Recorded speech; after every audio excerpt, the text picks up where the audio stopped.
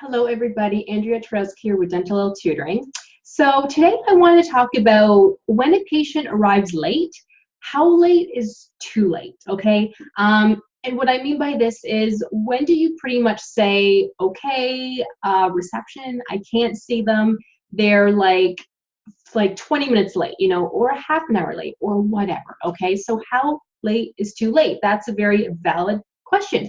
And the thing is, it depends on the office. They all have their own policies, but even more so, I think it depends on you. Because I was in an office before where if the patient was late, it didn't matter why, we would see them anyway. So it didn't matter if they were half an hour late for their 45-minute appointment, we would see them. But what does that mean? It means that we're going to be behind now for every single patient. That also means that we are going to be stressed out because we know we're behind.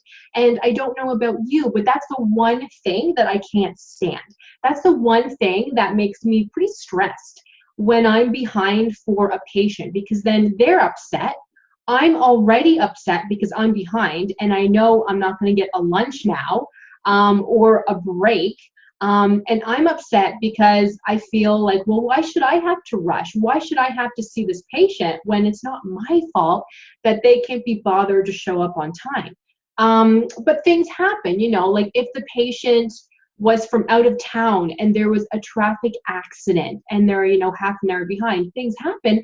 But at the same time, I don't feel like us as a hygienist should have to see them. Okay, we should do everything we can to accommodate them, but I know if I was half an hour behind to go to another appointment for myself, for a doctor's appointment, for anything, they wouldn't see me.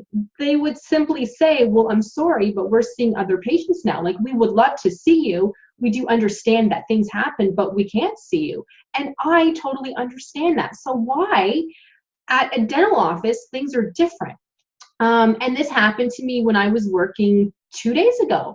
I had a patient who was, okay, listen to this, you guys, who was, I'm trying to think now, who was about 45 minutes behind for their 50-minute appointment.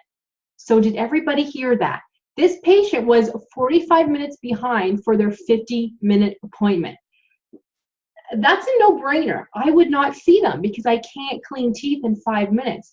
But unfortunately, if you have a lovely receptionist at the front desk who doesn't seem to think about that, and if the receptionist tells the patient to have a seat, we will be right with them, then you're kind of stuck saying like, oh shoot, so now I have to talk to the patient in the waiting room while everybody's there.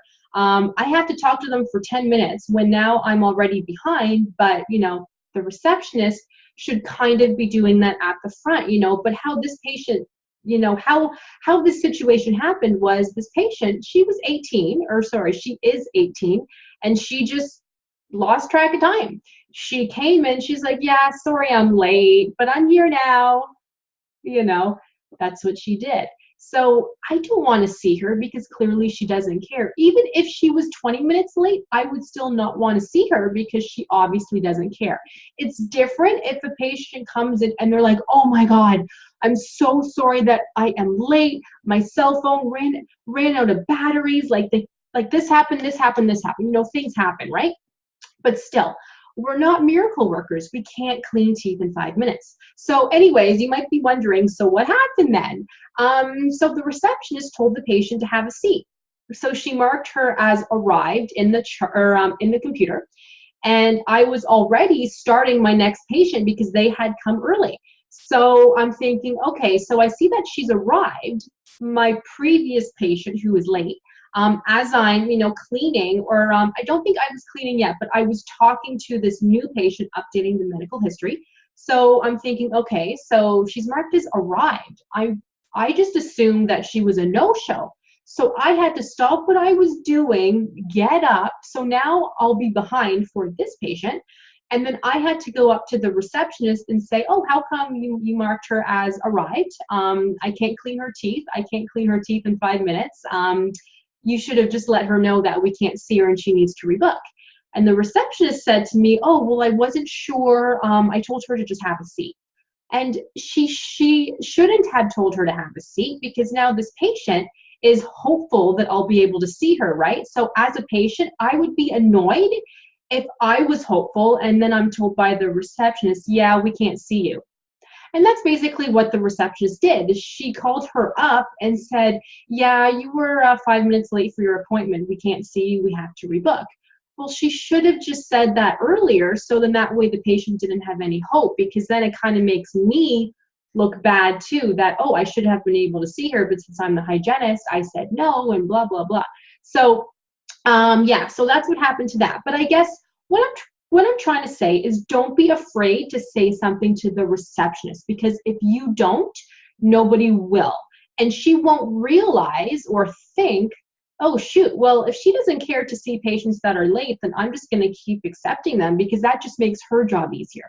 It's not easy for her or him up at the front to have to tell the patient, well, you have to rebook, you're late, because likely the patient will be upset. But we can't work miracles, so don't be afraid to speak to the person up front. But every office does have their own policy. Like, I've been in offices before where if they're 10 minutes late, too bad, they are rebooked. If they're 20 minutes late, we'll see what happens, you know. So every office is different.